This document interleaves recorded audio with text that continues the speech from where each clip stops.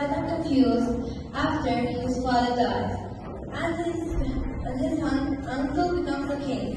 One night, a ghost appears to Hamlet and tells him a terrible secret. I'm your father's friend.